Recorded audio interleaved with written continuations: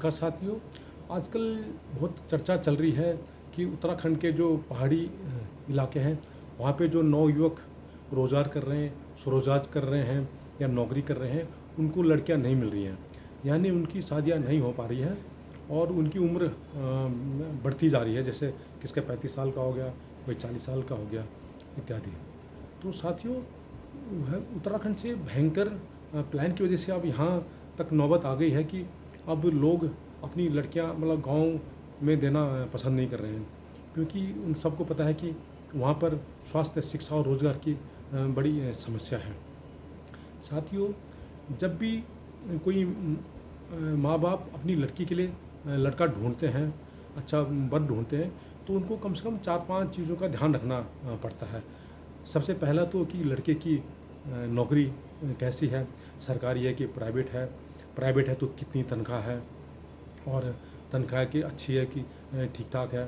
तो ये देखना पड़ता है कि भाई कम से कम लड़का नौकरी वाला होना चाहिए और तनख्वाह भी ठीक ठाक होनी चाहिए। दूसरा देखते हैं कि लड़के की क्वालिफ़िकेशन कितनी है, कितना पढ़ा लिखा है, और वो उस हैसियत के हिसाब से होता है कि कोई कम पढ़ा लिखा होता है या परंतु फिर भी आजकल के हिसाब से मिनिमम ग्रेजुएशन तो आजकल लोग डिमांड करते ही हैं। तीसरा ये देखा जाता है कि जो लड़के की जो है अपना मकान है कि नहीं है। मकान बहुत ज़रूरी है, क्योंकि लड़की जिसका मकान ही नहीं हो तो वह कहाँ अपनी उसकी लड़की कैसे मतलब रख पाएगा, परिवार को कैसे चला पाएगा। चौथी ये है कि लड़के में कोई ऐब नहीं होना चाहिए, क्योंकि आजकल बहुत सारे युवकों में ऐब पाए जाते हैं। कोई ज़्यादा लिक्वर लेते हैं, कोई ड्रग्स के आदी होते हैं। आजकल हर गांव-गांव में एक समस्या पैदा हो गई है, ख़ासतौर पे ड्रग्स की और शराब की। तो अब ये देखने की ये बात है कि जो हमारे गांव में जिन लड़कों को लड़कियां नहीं मिल रही हैं, वो इन कंडीशन को पूरा करते हैं कि नहीं करते हैं। साथियों, अब आपने देखा होगा कि पलायन की वजह से अब ये समस्याएं हमारे समाज में आ रही हैं कि गांव वालों को अब लोग लड़कियां नहीं दे रहे हैं, क्योंकि सबसे पहले दिमाग में ये बात बैठती है कि ये यदि आपने गांव में अपनी लड़की दे दी है, तो लड़की दे दी है तो फिर कल उनके बच्चे होंगे तो बच्चे फिर पढ़ने कहाँ जाएंगे। मान लो किसी तरह वहाँ उन्होंने 10वीं पास कर ली गांव में गवर्नमेंट स्कूल में, उसके बाद उच्च शिक्षा के लिए उनको फिर शहर में आना पड़ेगा, या तो देहरादून आना पड़ेगा, कोटद्वार आना पड़ेगा, रामनगर आना पड़ेगा, दिल्ली आना पड़ेगा, काशीपुर आना पड़ेगा। उसके बाद मान लो उन्हें उच्च शिक्षा प्राप्त कर ली है, अच्छी डिग्री ले ली है या किसी टेक्निकल भी पास कर लिया है, तो नौकरी के लिए फिर उनको शहर में ही आना पड़ेगा, या दिल्ली में आना पड़ेगा, या गाज़ियाबाद आना पड़ेगा, मुंबई आना पड़ेगा, देहरादून जाना पड़ेगा, या इत्यादि शहरों में। तो बजाय अब फिर ये अगली समस्या ही पैदा हो जाएगी। तो बजाय कि हम गांव में वाले को लड़की देने की बजाय क्यों ना हम शहर वाली को ही अपना लड़का दें। आजकल लोगों की यही प्रेफरेंस हो रही है, और लड़कियां भी अब अच्छी पढ़ी लिखी हो गई हैं, वो भी चाहती हैं कि वो अच्छी पढ़ी लिखी के साथ साथ वो चाहते हैं कि वो भी नौकरी करना पसंद करती हैं, ताकि फैमिली को सपोर्ट दे सकें। और एक वो समय अब चला गया जबकि एक कमाता था और 5-6 खाते थे, अब तो 4 कमाते हैं तो 4 ही खा रहे हैं। इतने खर्चे बढ़ गए हैं शहरों में ख़ास तौर पे, तो इसकी वजह से भी अब लोग प्रेफर कर रहे हैं कि अपनी लड़की को शहर में ही दें, किसी कस्बे में ही दें। तो इसलिए ये भी एक समस्या है। दूसरी बात ये भी है कि गांव में वहाँ पे रोज़गार के साधन है कहाँ। रोज़गार के साधन क्या है कि लड़कों जैसे कुछ अच्छे अच्छे शहर हैं, जैसे मान लो कि नैनीताल हो गया, या अल्मोड़ा हो गया, या मसूरी हो गया, या पौड़ी हो गया। अगर यहाँ के लड़कों के पास तो थोड़ा बहुत रोज़गार भी है, क्योंकि वहाँ दफ्तर भी हैं, तो वहाँ पे दफ्तर में कहीं ना कहीं नौकरी लगे होंगे, चाहे क्लास 4 में लगे होंगे, कहीं भी होटल में लगे होंगे, कहीं दुकानदारी कर रहे होंगे, कहीं और भी व्यवसायिक गतिविधियाँ कर रहे होंगे। परंतु दूर दराज के शहरों में, दूर दराज के गाँव में, जैसे बीरूखाल हो गया, या शिवसी हो गया, बैजरो हो गया, इन दूर दराज के गाँव में वहाँ के लड़के क्या करते हैं, वे तो दुकानदारी करते हैं, या बहुत छोटी मोटी दुकानें लगाते हैं, कोई ढाबा लगाता है, या तो फिर ट्रांसपोर्ट लाइन में है, कोई ड्राइवरी करता है, और कोई अपना टाटा सूमो चलाता है, कोई अपनी महिंद्रा की गाड़ी चलाता है और अपना रोज़गार करते हैं। तो यहाँ की नौकरी की तो ये समस्या है। तो साथियों, जो मेन जो समस्याएं पैदा हो रही हैं वो इसलिए हो रही हैं क्योंकि वहाँ पे स्वास्थ्य, शिक्षा और रोज़गार नहीं है। ये तीनों की वजह से वहाँ पे भयंकर पलायन हुआ है, और पलायन की वजह से गाँव के गाँव खाली हो गए हैं। आज से लगभग 50 साल पहले लोगों की मेंटलिटी दूसरी थी। लोग हैं शहरों में नौकरी करने आते थे, और नौकरी करने के बाद फिर ये दिमाग में एक चीज़ रहती थी कि हमने नौकरी करने के बाद, रिटायरमेंट के बाद गांव में जाना है, गांव में ही रहना है, वहाँ खेती बाड़ी करनी है। तो लोगों ने क्या है कि शहर में कोई भी किसी तरह का कोई प्लॉट नहीं ले रखा था, कोई क्वार्टर नहीं ले रखा था, कोई मकान नहीं बनाया था। और उस क्योंकि सबको ना एक ही इरादा था कि भाई हमने गांव में रहना है, गांव में खेती बाड़ी करनी है।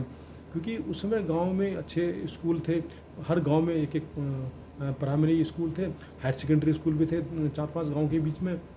इसके अलावा हॉस्पिटल भी, दवाई ववाई मिलती रहती थी। परंतु पिछले 25-30 साल में ये बिल्कुल रिवर्स पोजीशन हो गई है। अब लोगों ने क्या है कि शहरों में मकान भी बना लिए हैं, फ्लैट्स भी ले लिए हैं, और मैं अपनी प्रॉपर्टीज़ भी इकट्ठी कर ली हैं। तो अब गांव में जाना कोई पसंद नहीं करता। हाँ, घूमने फिरने के लिए जाते हैं, वहाँ एज ए टूरिस्ट लोग जाते हैं। इसलिए यहाँ पे हालत मतलब बदतर होती जा रही है, खासकर उत्तराखंड के पहाड़ी इलाकों की। किंतु जब से ये कोरोना वायरस के बाद, जब कोरोना बीमारी आई थी, उसके बाद लोगों की थोड़ा मेंटलिटी चेंज हो गई है। अब गांव में भी लोग मकान बना रहे हैं, और हर गांव में लगभग एक एक दो दो मकान भी बन रहे हैं। इसके साथ साथ अब लोग रोज़गार के नए नए अवसर भी पैदा कर रहे हैं या ढूंढ रहे हैं। कि जैसे कि पहले खेतीबाड़ी होती थी, बैल या से ही खेतीबाड़ी की जाती थी, तो बैल रखना बहुत ज़रूरी था। अब लोग बैल नहीं रख रहे हैं, क्योंकि जो खेतीबाड़ी करते थे वो जंगली जानवर वो ख़त्म कर दे रहे हैं। अब लोगों ने रोटावेटर रखना शुरू कर दिया है, उससे खेतीबाड़ी कर रहे हैं। अब पॉली हाउसेस बना करके सब्जियां उगा रहे हैं। इसके अलावा अब कई नई नई चीज़ें भी लगा रहे हैं, जैसे कि हल्दी लगा रहे हैं, काली हल्दी लगा रहे हैं, लेमन ग्रास लगा रहे हैं, कीवी के प्लांट लगा रहे हैं, पॉली हाउसेस बना के सब्जी बेच रहे हैं। तो कई और भी लोग कर रहे हैं, कई ऑर्गेनिक खेती कर रहे हैं, कई नींबू के बागान बना रहे हैं, कहीं कहीं सेब के बागान बना रहे हैं। तो लोगों के विचारों में भी परिवर्तन आया है, कार्यशैली में भी परिवर्तन आ रहा है। तो धीरे धीरे वहाँ भी चेंज होने जा रहा है। परंतु ये जो समस्या है वो मेन चीज़ है, स्वास्थ्य, शिक्षा और रोज़गार की वजह से ये जब समस्याएं पैदा हो रही हैं, वहाँ जब पलायन हो रहा है, तो यदि सरकार चाहे तो वहाँ पे अच्छी शिक्षा व्यवस्था कर सकती है। क्योंकि अब जब से ये प्राइवेटाइजेशन हुआ है या लिबरलाइजेशन हुआ है, निजीकरण हुआ है, इसकी वजह से सरकारों ने क्या है कि ये स्वास्थ्य और शिक्षा और रोज़गार के क्षेत्र से अपना हाथ खींच लिया है और सब कुछ प्राइवेट सेक्टर में सौंप दिया है। अब शहरों में तो प्राइवेट सेक्टर बड़ी मात्रा में प्राइवेट स्कूल खोल रहे हैं, कॉलेजेस खोल रहे हैं, यूनिवर्सिटीज़ खोल रहे हैं, नर्सरी स्कूल खोल रहे हैं, या प्राइवेट नर्सिंग होम खोल रहे हैं, अस्पताल खोल रहे हैं। परंतु जहाँ तक गांव की बात है, ख़ासतौर पर दूर दराज इलाके की बात है, या उत्तराखंड के जैसे दूर दराज इलाके, वहाँ पर अभी भी जो स्वास्थ्य सेवाएं हैं और शिक्षा है वो पूरी तरह से गवर्नमेंट हॉस्पिटलों पर या गवर्नमेंट स्कूल पर भी निर्भर कर रहा है। सब कुछ वहाँ की गवर्नमेंट स्कूल ही चल रहे हैं। परंतु वहाँ पर ढंग से उनको बजट नहीं दिए जाने के कारण क्या है, कई स्कूल हैं परंतु टीचर नहीं है, बच्चों को अच्छी सुविधाएं नहीं जा रही हैं, और कहीं पर टीचर हैं पर उनको कम तनख्वाह दी जा रही है, और कहीं पर हॉस्पिटल है परंतु वहाँ पे दवाइयाँ नहीं हैं, डॉक्टर नहीं हैं, जो मेडिकल उपकरण नहीं है, यहाँ तक कि ये जो एक्सरे और अल्ट्रासाउंड की भी फैसिलिटीज़ नहीं है। ऐसी स्थिति में लोग वहाँ गांव में रहना पसंद नहीं कर रहे हैं। तो साथियों, ये विकट समस्या है। यदि इस तरह की समस्या है कि वहाँ के लोगों को लड़कियाँ नहीं मिल रही हैं, उनकी शादियाँ नहीं हो पा रही हैं, तो ये समाज में हमारे बदलाव आ रहा है। ये समाज में इसलिए बदलाव आ रहा है क्योंकि वहाँ जो मेन समस्या है वहाँ पे उससे निजात नहीं मिल पा रहा है। तो साथियों, हमें भी कुछ अपनी तरह से भी कुछ करना चाहिए। हमें सरकार से गुजारिश करनी चाहिए कि कम से कम स्वास्थ्य और शिक्षा पर वो ध्यान दें, रोज़गार पर भी ध्यान देना चाहिए। परंतु हम लोग भी अपना वहाँ स्वरोज़गार हम लोगों को अपनाना चाहिए। वहाँ पर काफ़ी चेंजेस भी हो रहे हैं, कुछ अपने स्तर पे भी किए जा रहे हैं, और अब जो भी हमारे वहाँ पे फंड आता है उसका भी हमें सदुपयोग करना चाहिए। जैसे कि वहाँ पे प्रधानों के नाम पे कई फंड आता है, उसका हम किस तरह से यूटिलाइज़ कर रहे हैं, क्योंकि प्रधान एक बहुत बड़ी इकाई है, वो चाहता तो गांव का काफ़ी अच्छा विकास कर सकता है। वहाँ पे भी काफ़ी लाखों रुपए आते हैं फंड प्रधान के पास फंड में।